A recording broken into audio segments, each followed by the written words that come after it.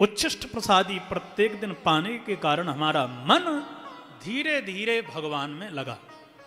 अब नारद जी विचार कर रहे हैं कि मैं भी यदि कहीं साधु बन जाऊं तब। पर महाराज नित्य प्रति मैया झाड़ू लगाए, 4 बजे उठ करके गीत गाए। कौन सा गीत? बोले हाँ नित्य सोचूं जिही गीत माता कुछ गावे, होवे बेटा बड़ो बहू बटुआसी आवे। मेरो नारद बड़ा हो जाए, सुंदर बहू आवेगी, या को रोटी बनावेगी, मेरे चरण दबावेगी। अब मैंने विचार किया हे भगवान, मैया की ना मानी तो मरे और मैया की मानी तो दलदल में फंसे, अब क्या करें। व्यास जी संत चले गए, 4 मास का यज्ञ पूरा करके। अब मैं बड़ा विचार में पड़, संकट में पड़ गया, क्या करूं। मेरा मन तो संत बन गया। मां के मन की नहीं भई,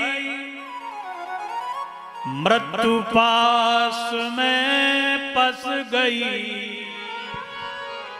दूध दुहन घर ते गई, काली नांग ने डस लई। नारद जी कहते हैं व्यास जी, बरसात का महीना समय था, काल रात्रि की बेला, अंधेरी रात। गैया का दूध निकालने के लिए मैया मेरी जैसे ही गौशाला में जा रही थी, सांप रास्ते में पड़ा, पैर पड़ा, मैया को सांप ने डस ली नहीं, और मैया गई मर, बाकी तो मृत्यु है गई। और मैंने विचार किया हे भगवान, मैया को बुला, गांव वालन को बुला करके और मैया को अंतिम संस्कार करवाए दियो हमने। और लास्ट के दिन सब बोले कि भाई भंडारा भी करो, और सब गांव वाले क्षेत्र वाले एकत्रित होकर के यदि कहीं बोले कि तेरो ब्याह भी करवाए दें कहूँ ब्राह्मण की छोरी के साथ में, तो हम तो जहां से चले वहीं आएंगे। मोहमयी मम मातु मरी में घरते भाग्यो। व्यास जी बोले नारद जी बोले व्यास जी, सत्यता यह है कि मैया को पकड़ के मैंने झोपड़ी में रखा और झोपड़ी में आग लगा दी, मैया भी जल गई और सामान राख, अब कुछ रहा ही नहीं। अरे कोई होगा तभी तो आसक्ति होगी, आप बन गए परम भक्त। और नारद जी कहते हैं दौड़े दौड़े उत्तर दिशा को चले।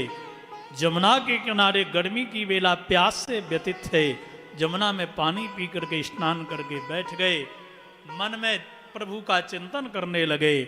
और श्री हृदयासी में सनैर हरि, ठाकुर जी हृदय कमल में आ। श्री राधे। जोर से बोलो, थोड़ा आलस न लगे आप लोगों के लिए, प्रेम से बोलो श्री राधे। श्री राधे।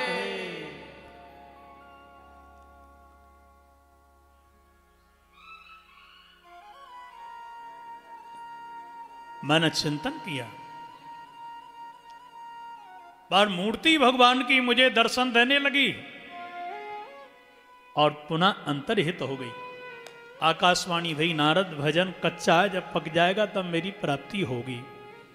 और मैंने भजन किया, अंततो गत्वा शरीर छूट गया।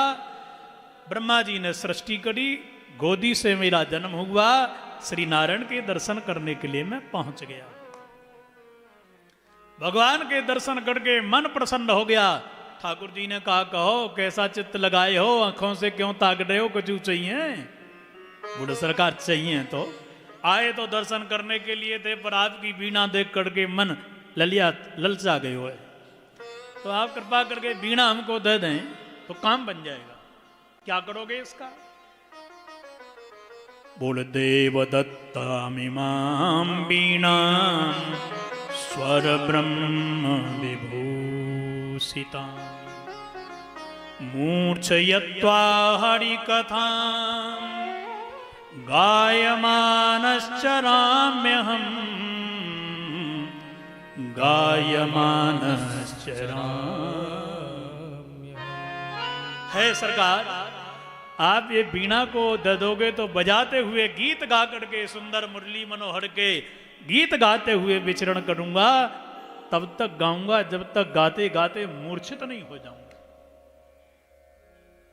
संबंध जोड़ने के लिए ठाकुर जी को पकड़ लो, काम बन जाएगा। बस महाराज उस दिन का दिन है कि आज का दिन है, दुख क्या होते मैं तो जानता ही नहीं, इसलिए मेरे कहने से तुम दुख को मिटाना चाहते हो तो श्री हरि ठाकुर जी के दिव्य चरित्रों का भागवत के रूप में वर्णन करो। तब श्री शुकाचार्य जी के पिता व्यास जी ने सरस्वती मैया के किनारे सुंदर भागवत जी का निर्माण किया। आप गए होंगे माणा गांव बद्रीनारायण, उसी जगह व्यास गुफा है जहाँ नीचे गणेश जी महाराज बैठे हैं, गणेश जी लिख रहे हैं, व्यास जी बोल रहे हैं, और ऐसा सुंदर भागवत जी का निर्माण किया गया। आहा, यस्याम वै श्रूयमाणायाम कृष्णे परम पूर्णसे भक्ति रुत पद्यते पुंसः शोक मोह भयापह। जिसके श्रवण करने से कन्हैया की भक्ति हृदय में आ जाती है, शोक मोह और भय मिट जाते हैं। ऐसी परम पावनी मुरली मनोहर गोविंद की कथा भागवत की रचना करके सुखदेव जी को व्यास जी ने पढ़ा दी।